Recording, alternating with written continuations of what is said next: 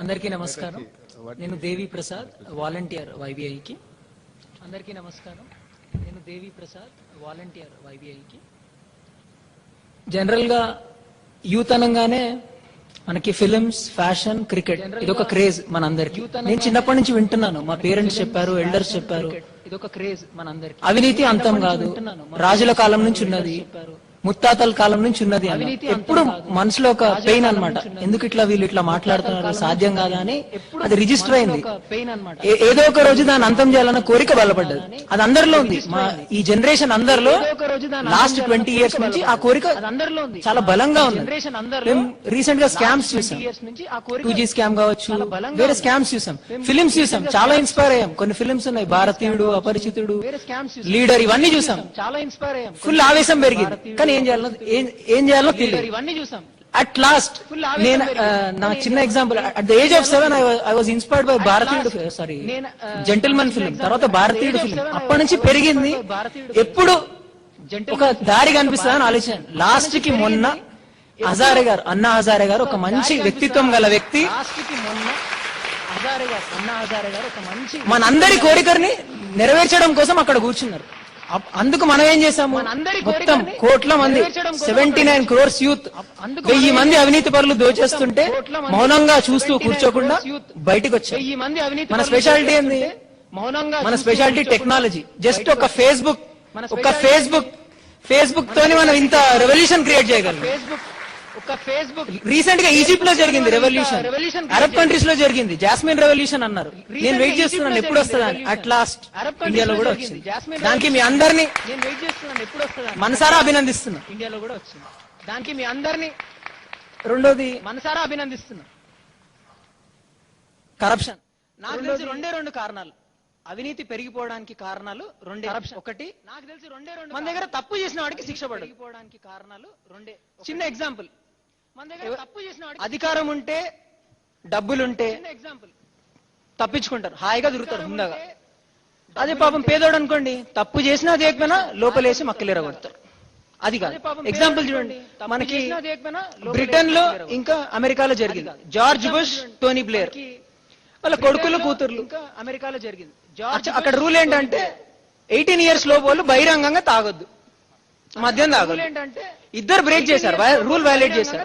అక్కడ ఉన్న పోలీసు వాళ్ళు ఏం చేశారు, ప్రధానమంత్రి కొడుకు లేకపోతే ప్రెసిడెంట్ కూతురు అని వదిలేదు, డైరెక్ట్ తీసుకెళ్లి లోపల కూర్చోబెట్టారు. మన దగ్గర ప్రెసిడెంట్ కూతురు అని వదిలేదు, కార్పొరేటర్ కూతురో కొడుకు అని తెలిస్తే చాలు వదిలేస్తారు. కార్పొరేటర్ కూతురో కొడుకు అని తెలిస్తే చాలు, సరే లోపలేసిండ్రు, అయిపోయింది. లోపల కూర్చోబెట్టిన తర్వాత వదిలేస్తారా? లేదు.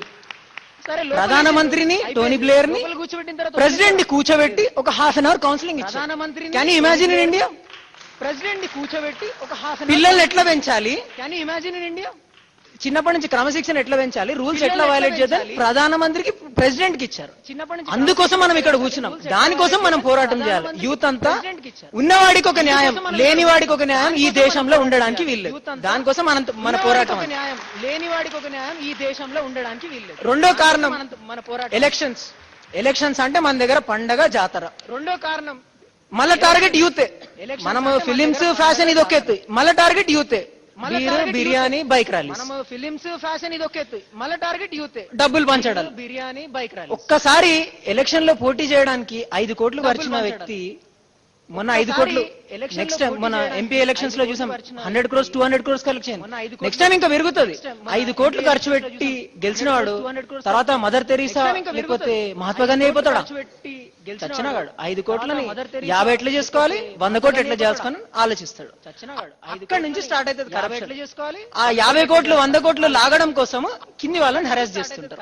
కింద అంటే ప్రభుత్వ కావచ్చు, ఆర్టీఐ నుంచి, ఆర్టీఐ అధికారుల నుంచి, గవర్నమెంట్ ఎంప్లాయీస్, చిన్న దగ్గర మనం వెళ్లే సర్టిఫికెట్ల దగ్గర అక్కడ వాళ్ళు పట్టి విడుస్తుంటారు.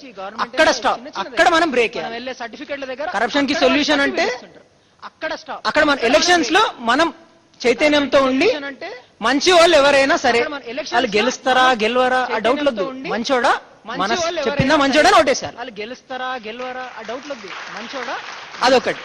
ఇంకా యూత్ లో చైతన్యం రావాలి ఈ విషయాలలో.